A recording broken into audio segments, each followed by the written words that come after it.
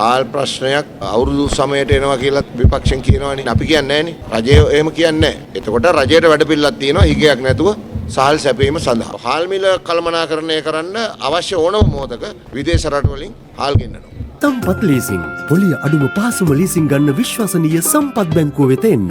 අපිට නම් කිසිම ප්‍රශ්නයක් නැහැ. විපක්ෂයට තමයි ප්‍රශ්න වෙලා තියෙන්නේ. මොකද අපි මේ මාස 60කටනේ පාලන බලය අරගෙන තියෙන්නේ. ඒගොල්ලන්ට මාස 4න් විසඳ ගන්න හදිසිය තිබ්බට අපි සැලැස්මකට තමයි මේ මාස 60 තුල සියල්ල සැලසුම් කරලා තියෙන්නේ. ඒ අනුව ගෙවිච්ච මාස 4ත් මේ අවුරුද්දේ ඉතිරි කාලයටත් කෙරෙන්න ඕන වැඩ කටයුතු ටික අපි ඊටාම වගකීමෙන් සූදානම් කරලා තියෙනවා. ඒක මේ අයවැයෙන් ඉදිරිපත් කරලා තියෙනවා ඊට පැහැදිලිව. ඒ නිසා විපක්ෂයට කියන්න දෙයක් නැතුවට මොන හරි කියන සංකල්පයකට ගිහිල්ලා තියෙන්නේ. අපි දිගටම විපක්ෂයට කියන්නේ ඔය පරණ ඔය දේශපාලන සංස්කෘතිය අත්හැරලා දාලා මේ වගකියුතු විදියට කටයුතු කරන්න කියලා. හාල් ප්‍රශ්නයක් දැන් මේ අවුරුදු සමයට එනවා කියලා විපක්ෂෙන් කියනවනේ. ඔක්කොම කියනවා කට්ටිය. වටේ ඉන්න කට්ටිය කියන්නේ අපි කියන්නේ නැහනේ. රජය එහෙම කියන්නේ නැහැ. එතකොට රජයට වැඩපිළිවෙලක් තියෙනවා හිගයක් නැතුව සහල් සැපීම සඳහා. Finished O level at your graduate campus. Foundation course 20,000 rupees off. Diplomas in English, IT, business now at 50% off.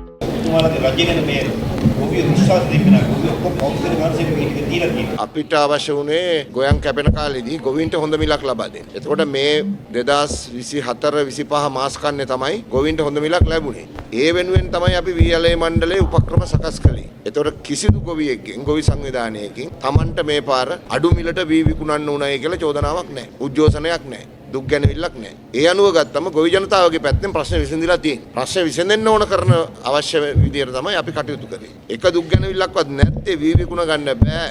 එහෙම නැත්නම් වී මිල අඩුයි කියලා අපි තෝරපු ක්‍රියාමාර්ගය සාර්ථක වෙලා තියෙනවා. ව්‍යාපාරික පිළිවෙලකට පිළිගත්තම ඉදිරියේ මේ කාලේදී අනිවාර්යයෙන්ම හාල් මිල වැඩි වීමට සිද්ධ වෙනවා. හාල් මිල කළමනාකරණය කරන්න අවශ්‍ය ඕනම මොහොතක විදේශ රටවලින් හාල් ගෙන්නනවා.